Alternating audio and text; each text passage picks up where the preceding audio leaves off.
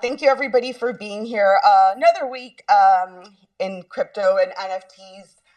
Just a friendly reminder, nothing said here is financial advice. We are not financial advisors, strictly for educational and sometimes entertainment purposes. But this week we do have the Fire team here and Jeff, and I did put up the link on the top if you guys want to check it out. And we're going to be talking about Web3 security and Web3 safety. So maybe Jeff, give me a little bit of background. I don't think we've met before. How did you end up here starting this amazing tool? Like, were you already in crypto and NFTs? How did that go about? Oh, wait. I'm sorry, I minimized somehow it got minimized. So my background really quick. My name's Jeff Krantz. I'm the co-founder of Fire. I've been in crypto for about 10 years now. I was working at a company called Groupon 10 years ago. Some of you might be familiar with it. And I'm an engineer by trade, and a software developer sitting next to me looked at me and said, "Hey, Jeff, have you ever heard of Bitcoin?" And I said, "No." And he said, "You should check it out." And it was like the softest Bitcoin sell of all time versus like most Bitcoin maxis are like, the Federal Reserve is a scam and you need to put all your money in Bitcoin. And people are like, okay, weirdo. Like he just kind of gave me the soft nudge that sent me down the rabbit hole. So then like 6 years later, as kind of the first, token bull run started happening, I realized I could work in the space, and I got into working at a trading firm that was trading cryptocurrencies. Spent 4 years in that industry, and then really wanted to go quote unquote Web3 full time. So I took a smart contract course in 2019 and joined a DAO called Raid Guild, which is basically a group of mercenaries, designers, developers, product managers that build Web3 products. I did that for about 2 years. And then in the spring of 2022, this brings us to Fire, a good friend of mine texted me and said, "Hey, Jeff, I know that you're the crypto guy. I'm looking at my OpenSea account right now and I don't see my Bored Ape. I was hoping you could take a look and let me know what's going on." And so he sent me over his address. I pulled it up on Etherscan and saw that he'd signed a malicious transaction that took his ape out of his account when it was worth about $500,000. And so that got me thinking of, okay, this sucks. There's been like scams in the past in crypto, but usually it was like send me, like it was a fake Elon Musk on Twitter being like, "Oh, the rocket launched, like send me a Bitcoin and I'll send you 2 Bitcoins," or We're whatever. Like, going to the Mars with Elon, we're yeah. exactly right. And I'm like, okay, I can live with that. But these new types of signature scams and these phishing attacks are like super sneaky. And I knew that it was going to be a huge barrier to, onboarding new folks into crypto because it's just become so dangerous. So that got me thinking of what could we build to fix this? What we built is called Fire. That's what we're here to talk about today, which is a Chrome extension that you install in addition to your current wallet. So, typically people are using MetaMask or Coinbase wallet, something like that. And whenever your wallet is popped up by a dApp, Fire will also pop up next to it and show you in a human readable format exactly what that transaction is going to do to your account before you sign it. And then it's up to you to decide, hey, does this look malicious? Do I see just my Bored Ape going out of my account when I was expecting to like claim an airdrop? Maybe I don't want to sign that. Our mission is to make Web3 simple and really show you what's going on behind the scenes at the smart contract level, so you could be a more informed user. And we think that's going to make you a lot safer too. Yeah, the irony, we always talk about like people getting scammed is always like, oh, a BAYC holder clicked on the link, and then that did happen in this case, but a good thing came out of it. And I guess and this could go to anybody in the panel. Like, why is it? Why do you think it's so challenging today to have that easy UI? Like, why aren't people focused more on UI like that? As a consumer, I don't understand that. Like, it would make it so much easier for us, and that's why I think this tool is really great because it tells you like this is what's coming in your wallet and this is what's leaving. Go Yeah, ahead, Jeff. maybe I could take that one too, because I think I've got a little bit of insight into it, which is when we first started building this, they say if you're working on a product that no one else has built or is building, then it might be a bad idea. So we're sitting there thinking like, why didn't MetaMask build this in like 2017, right? And we'd always kind of had that question. And our general kind of hypothesis was, I think MetaMask has been pretty comfy being able to say like, we're just a tool, use at your own risk. We have no opinion on what you're signing. Like, this is for you to drive. It's totally decentralized and out of our control. And that's been kind of a comfy position for them to take. And recently, Tay from MetaMask actually came out with a tweet thread about the simulator, like a simulator like Join Fire, and said, basically, they control, I don't know if it's tens of billions or hundreds of billions of dollars are held in MetaMask accounts. And for that reason, they just have to be very careful and very methodical with what features they add to their wallet and to their application. And I totally get that. And she said in the thread, we totally encourage the upstarts that are trying to tackle this problem. But just because of our scale, we have to move really slowly because, even if there's some sort of, scam that's able to take advantage of, 0.01% of our users, that's still millions of dollars. So we just have to move very methodically. So that's kind of our take and the insight that we have. Great points, great points. But yeah, but aside from, the typical, you FOMO into some link that you saw on Twitter because you think it's going to be the next, blue chip project. Like, what are some of the scams that you've seen in the space, like working on this tool? Yeah, so I keep my Discord DMs open.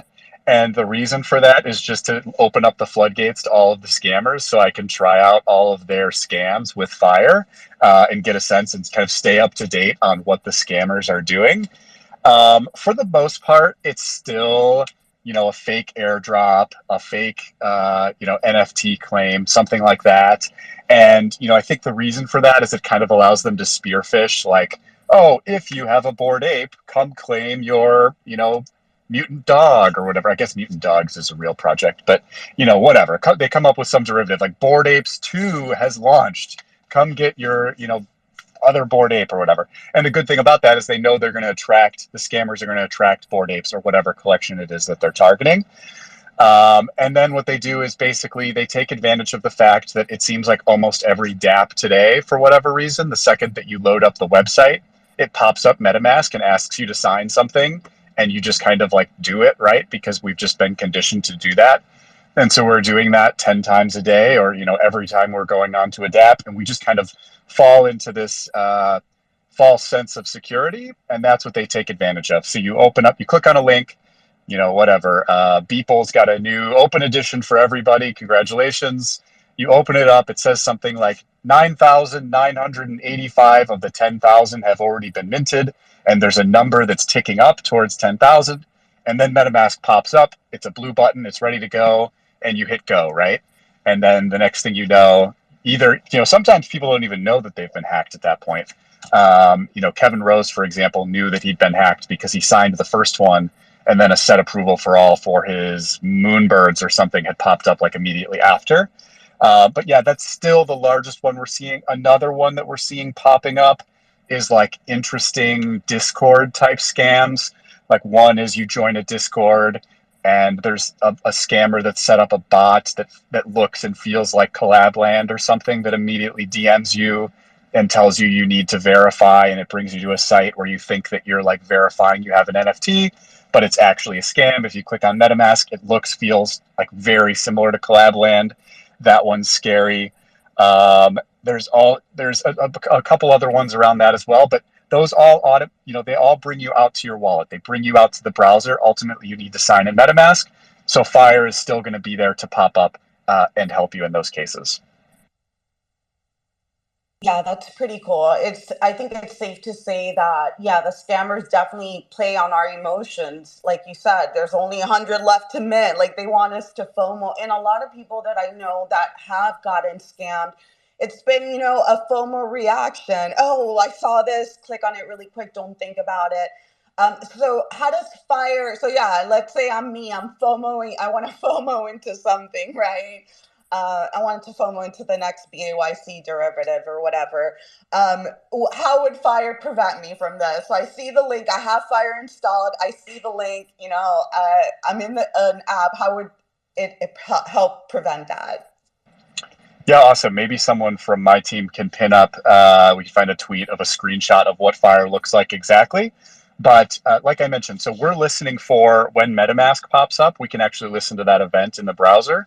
and then catch the transaction request that's going to MetaMask and take that transaction request.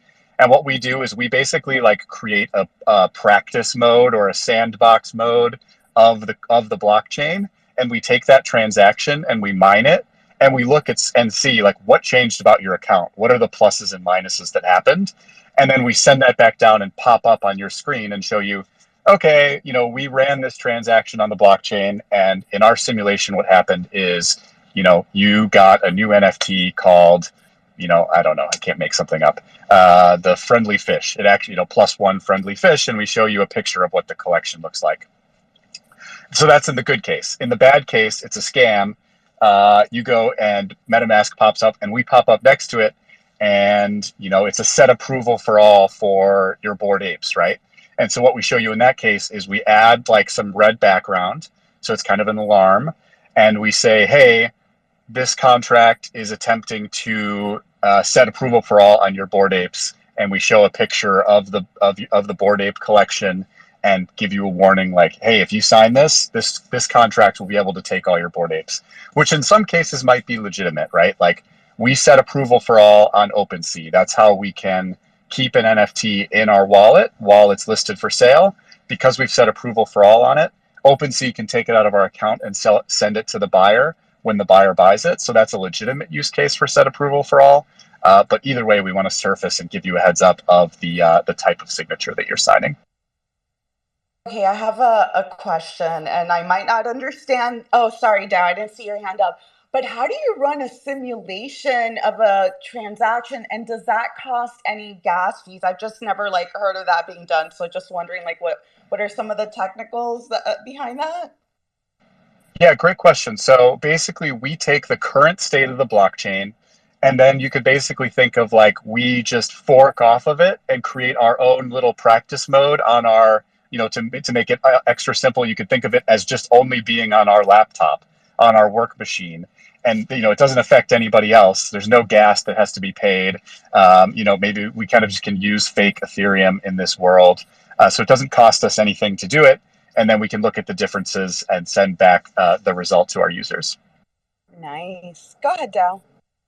Yeah, loving the presentation, and I was just playing around with the app. I just installed it on my Brave browser, and it works like a charm. So first, congrats on the UI. It kind of has that 1980s DOS vibe to it. It's like the first like UIs of Windows, and that game where you get to play with to figure out like to mint like the NFT. I got direct one, so I got the poop icon, but I get to see like the window that gives me the information that tells me, hey, this transaction will transfer this token to my mainnet. So I think it's very intuitive. So my question to you is, do you talk to wallet creators or maybe even browser makers, and are they open to integrating and make it more like maybe give more exposition to users, because it seems like it's a value add for everybody, for the wallet providers, for the browser creators. Are they friendly and open to integration? Yeah, great question. And this is the biggest question we're getting from our users right now. To get into market really quickly, we created this kind of, maybe workaround is the best word for it, and creating this Chrome extension that pops up next to your wallet. And we've had a lot of success with it. We've got over 50,000 wallets that are using it today. But the biggest request that we're getting from our users is like, hey, why doesn't this just live in the wallet directly? And so what we're exploring, we're exploring all kinds of options, whether it's putting it into your wallet directly. MetaMask has a new feature launching called Snaps, which you could think of like an app store for inside MetaMask, or you could think of it as extensions, like a Chrome extension that actually lives inside MetaMask. We've built something to put in there. That should be launching, I think, like late Q1, early Q2. Also wondering if it makes sense, like to allow basically users to sign right inside Fire. So rather than MetaMask and Fire popping up, it's just Fire itself, and interesting things we could do there. And another thing that we're exploring is we've also had like marketplaces or dApps reaching out to us and saying, hey, could you put this right on my dApp? So, when an example might be if you've got a like multi-sig set up with some friends, and you want to see like what's going to happen. One of your friends proposes some sort of change to the multi-sig, and you are the second signer, and you want to see, hey, what's John trying to do here? Fire could actually pop up and show them right in the window there. So yeah, we're absolutely looking for ways to get more distribution and streamline this thing, and that's kind of our main focus right now. So if anyone here is in the crowd is interested in integrating with Fire, please feel free to reach out to me. Yeah, I think it's so valuable that you guys are doing that, and I think there's a narrative, right, to really focus on wallet experience for users. Uniswap is creating their own wallet. Coinbase has an API for creating wallets, non-custodial wallet, and I think there's an assessment that if we want mass adoption, we need to make the wallet experience a lot better. Account abstraction is coming. There's like the 4337 standard for smart wallets. So I think in the narrative, it begs the question why we have such a poor user experience, and I think Fire is definitely a big step in that direction to solve that. Yeah, maybe I'll jump in here and ask a question to the group, which has anyone here ever tried to onboard an IRL friend of theirs into crypto today? I think a lot. I stopped after a while. Yeah, exactly. That's what I was going for, is like, it's a totally embarrassing experience, right? Like, even if I've had people that have come to me and been like, oh, Jeff, like, whatever, I like Nike. I heard about the clones. I want to buy a clone. I've got the money. I see the clone that I want. Can you come over to my house and we'll like buy this clone, right? And like the experience is absolutely terrible. It's like, okay, first download MetaMask. Like, okay, what's MetaMask, right? And then it's like, okay, write down your 12 words. If you ever lose these or anyone ever sees them, all of your money's gone, right? Okay, cool. Okay, now let's go to Coinbase and buy you some Ethereum. It's going to take 5 to 7 days to clear. Let me know when that clears. I'll come back over. We'll send it to your wallet. Then we're going to buy the clone. It's going to charge you like $30 in gas. Don't worry about that. Like, it's worth it. Like, it's just kind of a cost that we have to pay. And then it's like, okay, finally they have their clone. And then, hopefully not, but maybe eventually you get a text from them down the line saying that their clone is gone, right? So this is kind of the current state of affairs in crypto. And, I always say, like, I didn't really set out to build a crypto security company. I just really love Web3 and crypto. I've been in it for 10 years. And I just see that, like, before we can go do the fun stuff that we all want to work on and we all want to be doing, we have to fix this kind of like simplicity and security base layer before we can do all of that fun stuff. So DAO, I know you mentioned 4337 and account abstraction. If there's some interest, maybe we can talk about that as well, because that's something we're looking into at Fire as well. Yeah, please do. Love to hear your take on that. Sure. So just at a high level, ERC 4337 is a suggestion of a way to bring what's called account abstraction to Ethereum without a protocol upgrade. So that immediately begs the question, okay, Jeff, what's account abstraction? The way I think of it at a really high level in real simple terms is it basically allows for two things. It allows for us to kind of get rid of the 12-word seed phrase, and it allows for us to abstract away like paying for gas from the user. Someone else can pay for gas. Those are kind of the two main things that it does. And like, that's a big part of that headache that I just mentioned as I walked through the onboarding process, are those two things. So that's huge.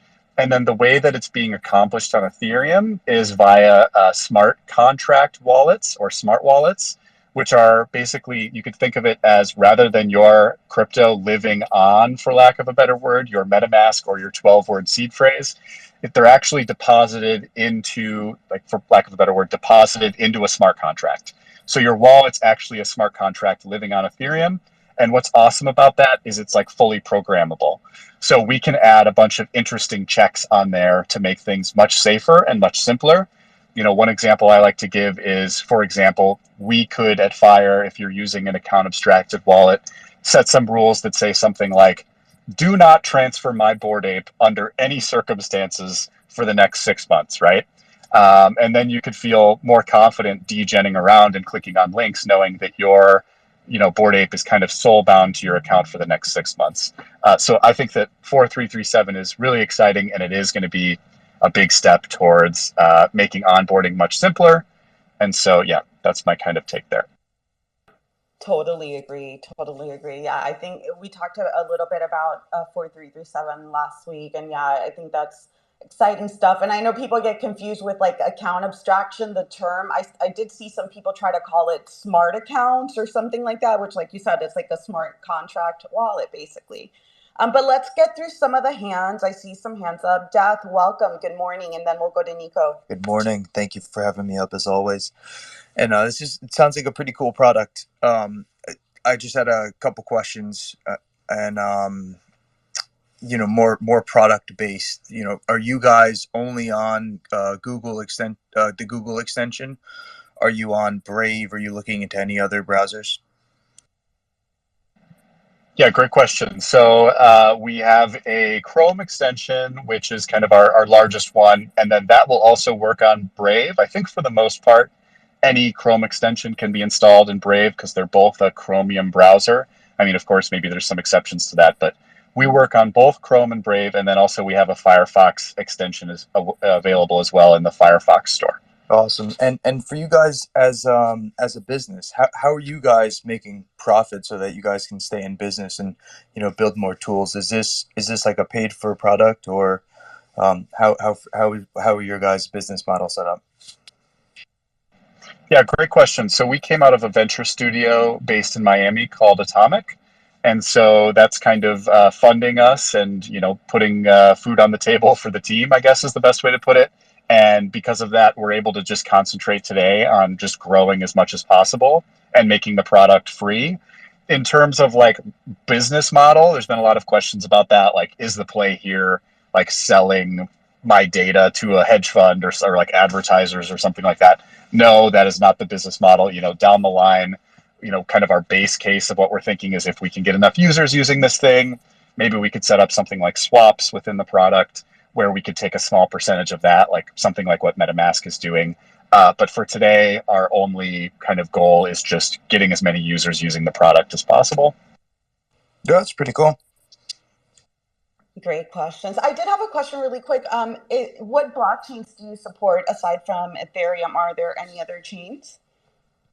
So we support 4 EVM chains today. So Ethereum, Polygon, Optimism, and then we recently, I don't know, 2 weeks ago, while I was on paternity leave, the team launched Arbitrum, which has been awesome. And I think maybe the team can correct me if I'm wrong, but I think that last we checked, Arbitrum was doing like more volume in our system than even Ethereum mainnet, which is absolutely wild. I think I'm not really tuned into it. I need to get better tuned into it. It seems like there's a lot of interesting like DeFi going on Arbitrum right now. And so it's really encouraging to see our users doing so much over there. Congratulations and congratulations. Yeah, Dal loves Arbitrum and anything that's ETH related. I would say one BNB chain, highest daily active user. So one BNB chain would be my request. Yeah, I mean, I think that one probably I think that's the next most requested one, and it's an EVM chain, so that's next up. We've thought about Solana, but that's a different, that's not EVM. We'd have to learn their virtual machine and get into Rust and that type of stuff. So thinking about that, there's also been some talk about some of like the zero knowledge chains and stuff like that. So right now we're kind of we basically just listen to what our users demand on Twitter, and for the most part go out and build that. I think it's a good way to build things. So if you have any strong opinions, go find a tweet and reply to it, and our product management team will see it and we'll pick it up and put it in the backlog somewhere. Rally your community and let's ask Jeff and the fire team to implement it on your favorite chain, EVM chain preferred. But Nico, good morning. Welcome. Good morning. I'm actually pretty surprised that you don't have your own wallet UI at this point. But my real question is, I feel like a lot of wallets are going to be like KYC'd in the future. How are you?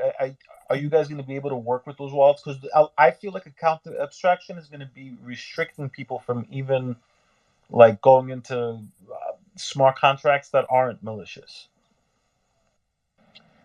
Yeah, so I mean, my take on will wallets be KYC'd in the future? Like, I really hope not. That's a dystopian future for me. As someone that started as a Bitcoin OG in 2012, I spent maybe a little bit too much time in the Reddit Bitcoin subreddit and got really kind of orange pilled on decentralization. Um, and I still think that I've swung back a little bit from being like a total decentralization maxi because it's the onboarding experience is pretty tough.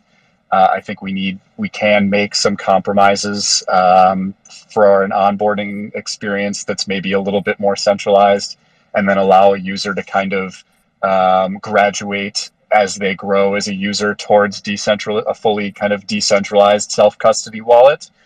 Um, I don't know if that answers the question. I hope it does. And then in terms of, does it make sense for us to be our own wallet? Like I said, our number one biggest request from our users is like, why does this have to be two pop-ups? Why can't it just be one?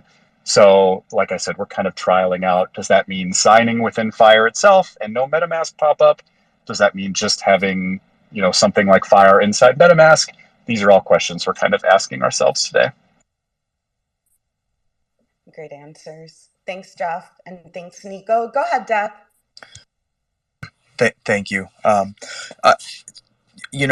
was thinking this is something where you mentioned ZK rollups before, in a sense of still keeping it decentralized, or somewhat decentralized in the means of you're not necessarily just giving somebody's information away, but if somebody were to have like a digital identity and they wanted to use your platform and you had a wallet, in the sense of this account abstraction where it's all in a smart contract. If you had somebody KYC, but you had the information encrypted, you could just distribute an encrypted asymmetric key, to whatever organization or government facility, right? If they were to try to do a transaction in the real world or something like that, and so not giving away their information, still keeping it somewhat private, and you have that benefactor of both.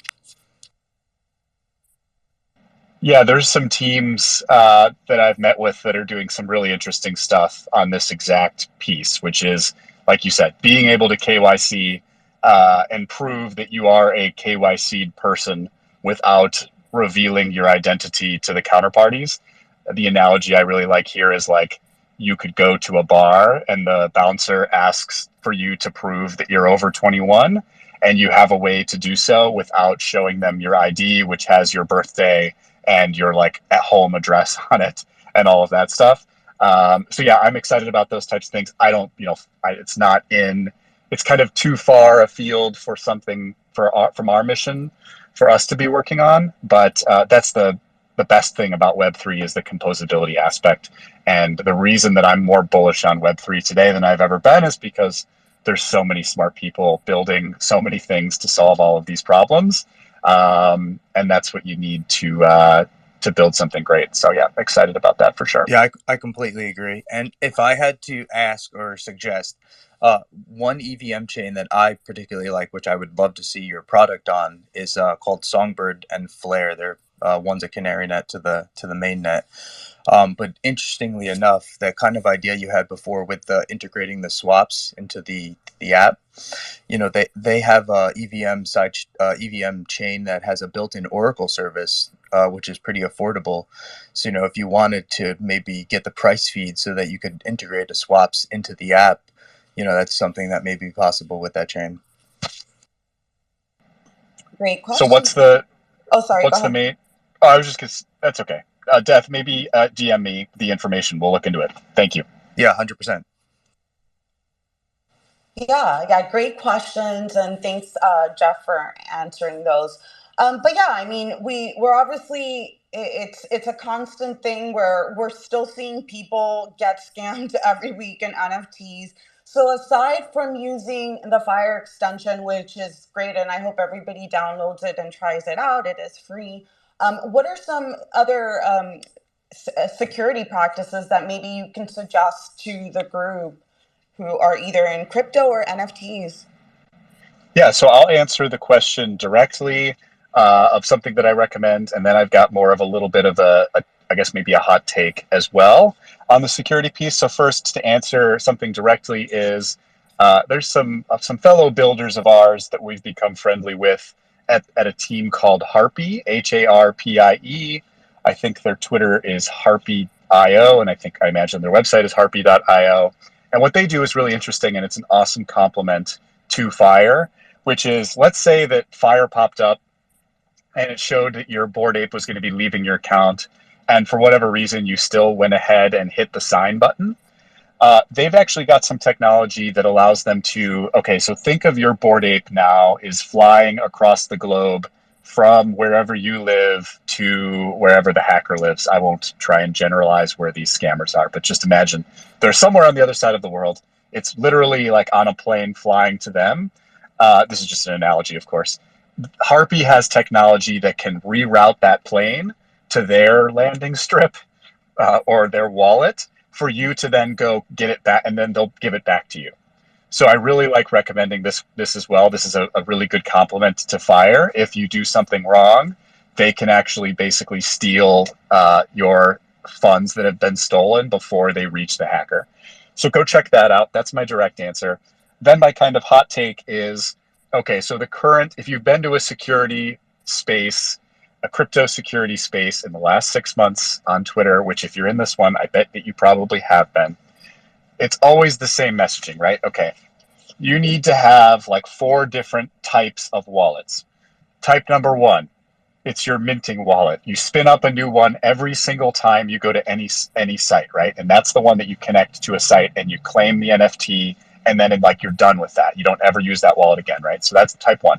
Then type 2 is like your degen wallet. So maybe that's where you kind of funnel all of these funds down to, and maybe you could like connect to sites and like claim airdrops with that.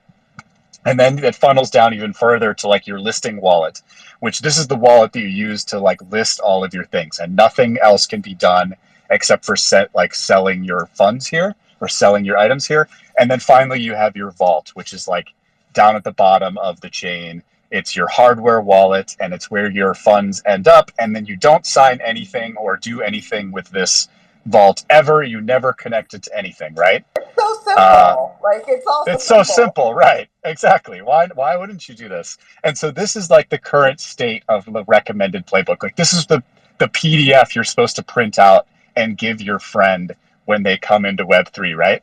And so my take here is not that this is wrong. I do think that this is still probably like best practices, especially if you have like a lot of crypto that you want to keep your stuff safe in a vault. I'm not saying that it's wrong. I'm just saying that it sucks because you end up with like, I've got a couple dozen wallets now with funds spread across all of them, NFTs spread across all of them. And really, the way that I think of it is your address and your wallet is your identity. You should, in an ideal world, my 6457 address should be my one account that has all of my NFTs under it. And it's, a place where I can go, represent myself through what I have in my account in one place, and I can use that wallet on my phone to maybe play a game or claim an airdrop, or I can use it on my desktop to go manage my DeFi farming and my pools.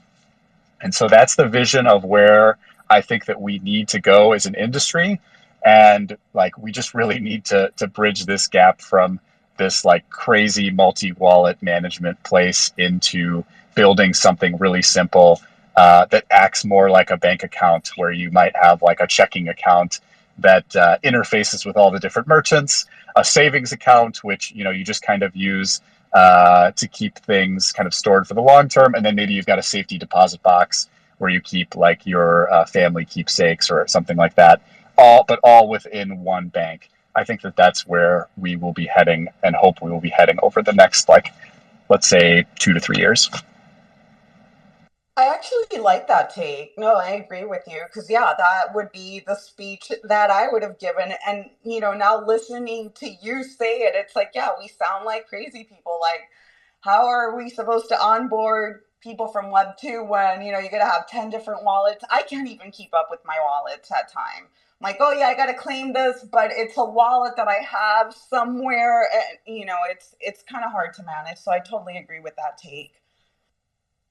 I agree with it too. I explaining it that way is perfect because I feel like we try to bring people in, and even me having the banker, mentality from back years ago, you know that your things are safe somewhat. I mean, for the most part you are.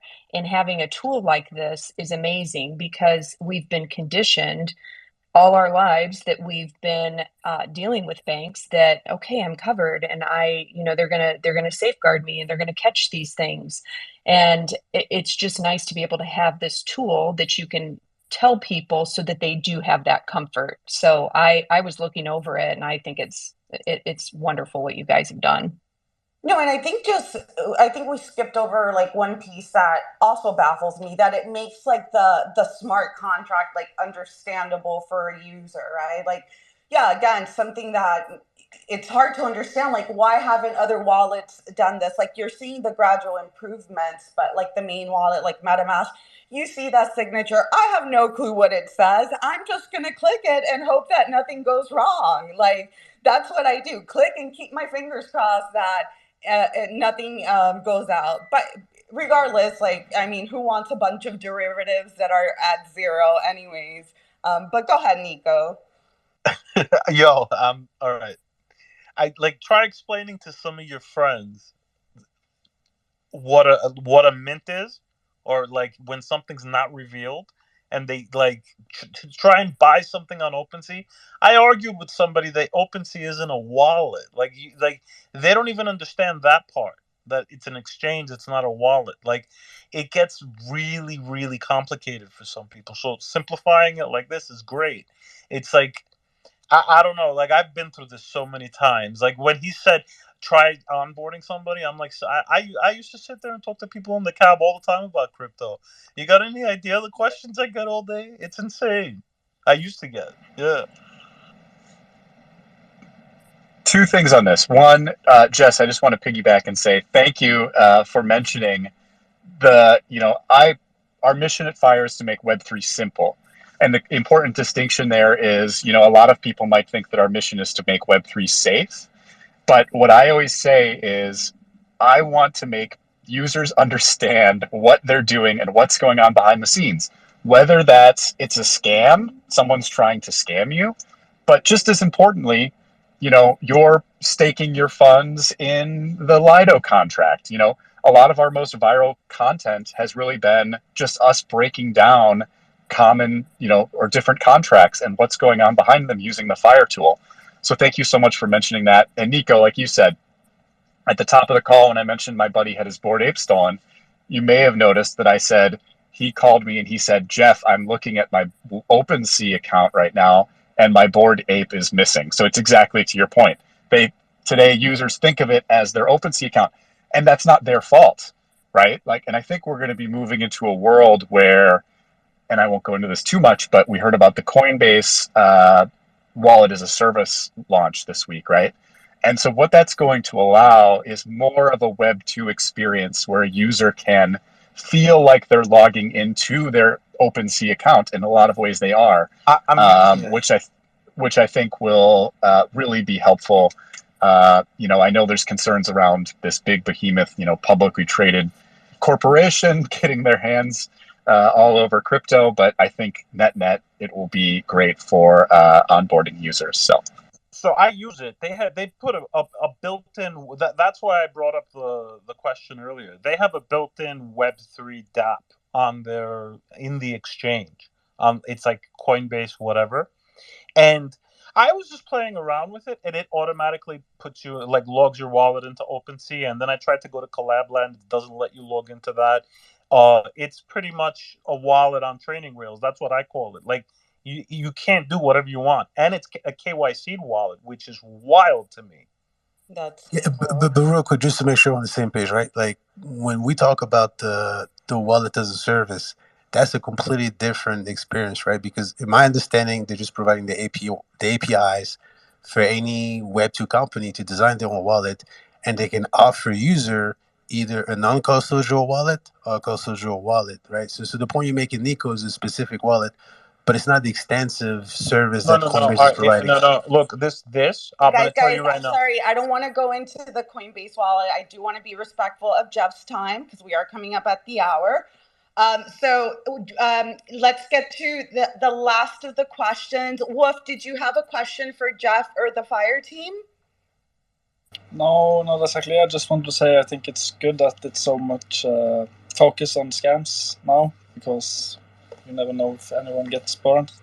And I was going to ask if anyone had experienced any scams, but he just said that he had lost his Bored Ape, or his ape. So I'm sorry to hear that you lost it. Yeah, it was his friend that lost it, which is why he started the project, which is a great reason. Go ahead, Dal. Yeah. What's your favorite wallet and why? Oh man, I've got $100 on 100 different wallets probably because I'm just testing them out all the time. What am I using the most today? I'm using Frame Wallet, and the reason for that is actually exactly related to my previous point, which is what Frame allows you to do, or the thing that I like most about Frame is it allows you to import many different seed phrases, hardware wallets, private keys, you whatever you could think of in one place and kind of select them. So I've got, whatever, 36 different wallets in my Frame that I can just I can name them and I can click on them and then I am that wallet. So that's worth checking out if you're kind of a power user. So yeah, besides that, mostly just MetaMask. And I don't do anything on mobile. This is a whole nother tangent that I won't drive us down, but like mobile Web3 sucks today. That's the biggest opportunity, I think, in crypto right now is solving that. Whenever I see something cool on Twitter and I'm on my phone in crypto, I just put my phone down, get off the couch, go in my office, turn on my desktop, and do everything I need to do there because Web3 mobile just sucks today. So hopefully someone fixes that too. Totally agree. For me, MetaMask is basically unusable on my phone. But go ahead, In Motion. Good morning, and then Leo. Good morning. First of all, great product. Love the presentation. I have a quick question about, do you guys have any kind of plans to interface this product with any Web3 gaming where you're going to have on-chain, or not on-chain, in-game use of blockchain APIs to like interact with NFTs or so forth, trade crypto, something that's just that uses your wallet for you, I guess? Yeah, great question. So we're looking to interface with any builders that are interested in interfacing with us. On this point specifically, we've touch based with I don't know what the best way to call them, but a Web3 gaming distribution platform called Valist. It's not only gaming, but mostly gaming. So you could think of it like an app store or like Steam for Web3. And what they're interested in is using Fire for, let's say, a malicious actor created a little stupid game that said, oh, okay, click here to buy an item or whatever, and then it just drained you. There's an opportunity to put something like Fire in there. Thanks. Great. Leo, welcome. Good morning. What's going on? Good morning. How's everyone doing? Doing good. Doing good. Good, thank you. Who's the one who mentioned what's it called? Frame wallet? Is that what it was? Because I look, it says Nordstrom. So is there you said it was Frame wallet? Yeah, FRAME. And yeah, I guess please be careful. I don't know if someone wants to pin the official Twitter up top. Yeah, be careful. I don't know, Googling that or whatever. My experience is that's the type of thing that could get someone scammed. So please make sure that you're on the official site. We'll get you the link. Don't FOMO into the wallet. We'll make sure to find it. You said SARAME? Frame, like a picture frame. Oh, frame. Okay, I'll look for it. All right. Any other questions? If not, then I'm gonna Jeff, what is it that you guys are working on next, or anything coming down the pipeline that maybe you want to leave us with? Any new features or things coming up? Yeah, I think the biggest thing to plug here is we are working on adding some more let's just put it as making Web3 simpler across every dApp. And so if you are a dApp developer that's interested in having like kind of a custom experience within Fire, we'd love to connect about that. We're also, we've just added kind of our verified list of dApps within Fire itself. We're interested in expanding that. So bottom line, if you're a developer, we would love to get in touch. And I think that's the main thing to plug. Otherwise, check us out at joinfire.xyz or follow us at _joinfire.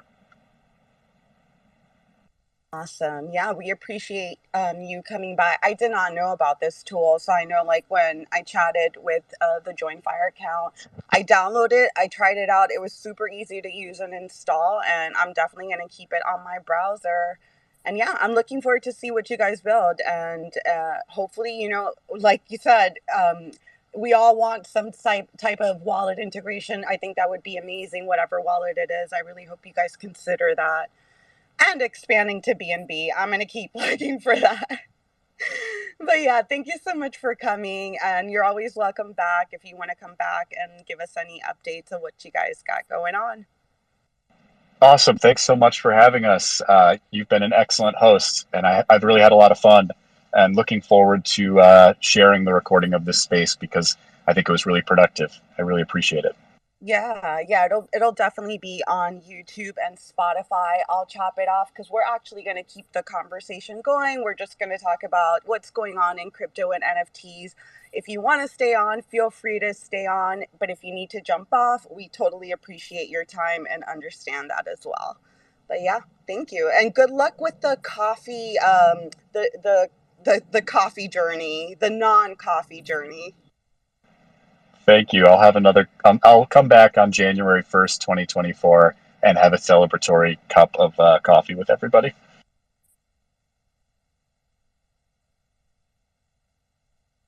That's awesome. But yeah, great to have the Fire team on.